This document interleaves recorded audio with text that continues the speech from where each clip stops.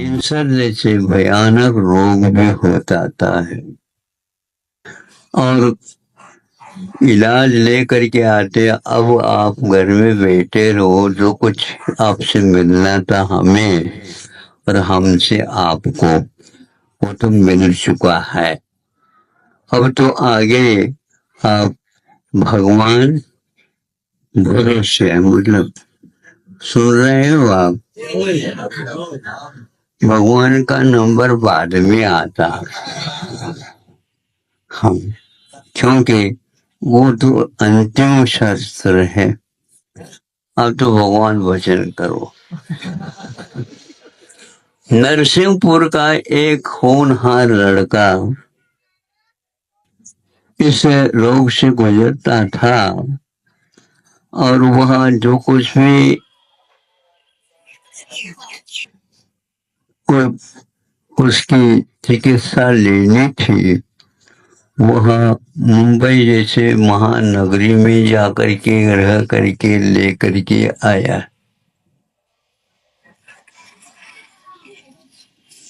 बाल सारे के सारे उड़ गए। नहीं समझे महाराज, बाल उड़ जाना तो सौभाग्य का प्रतीक है।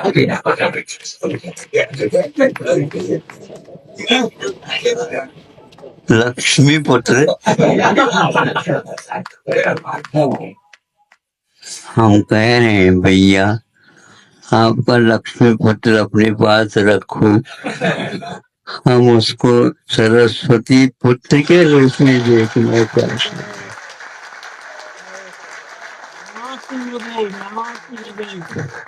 और उसको कहा कि घबराना नहीं, अपने को चारों प्रकार का, सुन रहे हो, अपने को चारों प्रकार का आहार का आज से त्याग। कोई कुछ भी कह दे, माता पिता भाई बहन नाते रिश्ते मित्र आदि आदि सब लोगों की बात तो तुम मान करके, पैसा भी लगा करके सब कुछ करके आए हो। अब जीवन क्या है ये पक्का है, शरीर से पृथक आत्म तत्व होता है, माने या न माने। और जैन धर्म के अनुसार अनुकूल से देखते हैं तो सभी घर में सभी लोगों की आस्था प्राय यह रहती है कि करो जैसा होगा बेटा तुम्हारे।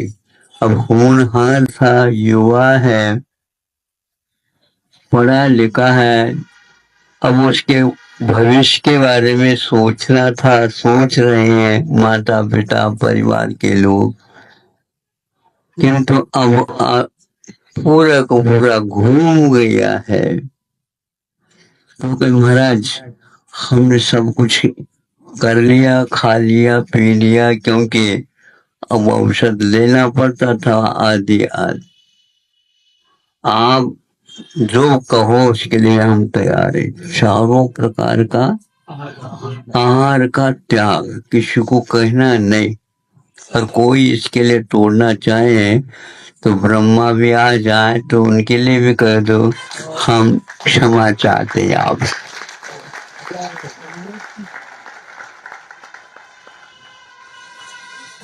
क्योंकि यह पथ्य है और यह पथ्य एक प्रकार से आयुर्वेद का एक बहुत बड़ा तथ्य है, और उसने उसको सहनशीलता के साथ ले लिया और भी उसके साथ अध्ययन आदि का करने के लिए भी हमने कह दिया। तो इस ढंग से उनको करने से धीरे धीरे गाल निकल आए, जैसे छोटे बच्चों के सिर से निकल आते। फिर इसके उपरांत धीरे धीरे सांस, शरीर में परिवर्तन आदि आदि आ गया।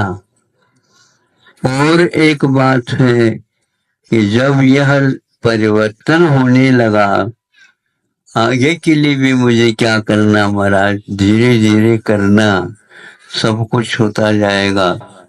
जहाँ तक मुझे याद है, और भी ब्रह्मचारी लोगों को जो देता था साधना के लिए, वही साधना 64 वृद्धि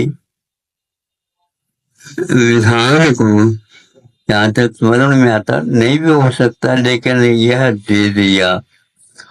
और उसके परिणाम स्वरूप घर वालों को भी अच्छा लगने लगा और सबको स्वयं को भी अच्छा लगने लगा। मुझे सबसे ज्यादा अच्छा लगने लगा।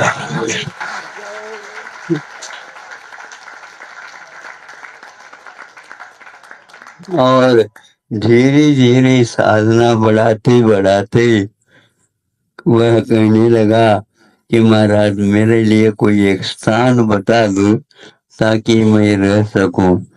तो समय सागर जी को कहा, देखो ये होनहार है और अच्छे स्थान पर रहेगा तो काम हो जाएगा। तो 7-8 और बच्चे ब्रह्मचारी थे, उन्हीं के साथ इनको भी कर दिया गया, माता पिताओं की अनुमति लेकर के, जबरदस्ती नहीं, ध्यान रखना। तो फिर इसके उपरांत लगातार महाराज जी को कहा, निगाह रखना, ये केस अलग है। हाँ महाराज ठीक है, जैसे आप कहेंगे उसी के अनुसार। तो 8-10 बच्चे बहुत ही लगन के साथ महाराज जी के सानिध्य में अध्ययन किया, साधना की और सब कुछ किया। योग से 2-3 वर्ष पूर्व में ललितपुर में सतना से आए थे संघ, तो वहां पर पंच कल्याणक होना था और इन लोगों का एक साथ वहां पर दिगंबरी दीक्षा के साथ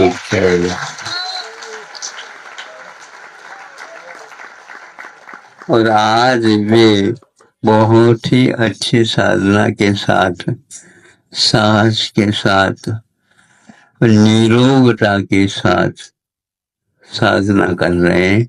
इसी प्रकार नरसिंहपुर की एक आर्यिका भी है, वो भी आर्यिका भी इसी प्रकार असाध्य रोग से भी वह यही एकमात्र, चारों प्रकार का तो त्याग रहता ही है आर्यिकाओं को, और की साधना के लिए साधना करने से और वह नियंत्रण में रह जाता है।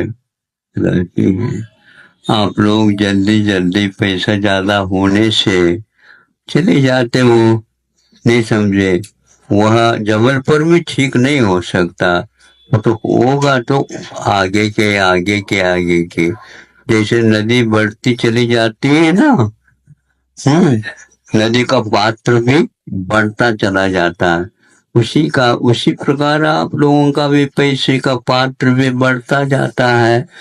ज्यादा पैसा खर्च करेंगे वह ठीक ठीक ठीक होगा। जैसे आप लोगों की आस्था, मैं आपकी आस्था को कभी खराब नहीं करना चाहता हूँ, लेकिन आपके आस्था को अवश्य फेल करने का साधन कौन सा है? हुआ जिसको लंग्स में कैंसर की बीमारी बता दी गई थी 2005 में। डॉक्टरों ने बोला 3री स्टेज का कैंसर है उसको, उसका बचना मुश्किल भी है। लेकिन घर के लोग बहुत सहयोगी थे। घर के लोगों ने कहा, माता पिता बंधु लोग ने कहा, चाहे हम बिक जाएं लेकिन हम तुम्हारा इलाज करवाएंगे। इलाज प्रारंभ हुआ नागपुर में, कैंसर डायग्नोसिस हुआ, लेकिन फिर संतुष्टि नहीं हुई तो फिर कहा नहीं, इलाज बम्बई में होना चाहिए, अच्छे से अच्छा इलाज होना चाहिए। तो बम्बई इलाज के लिए गए, फिर वहां से लौट के आए।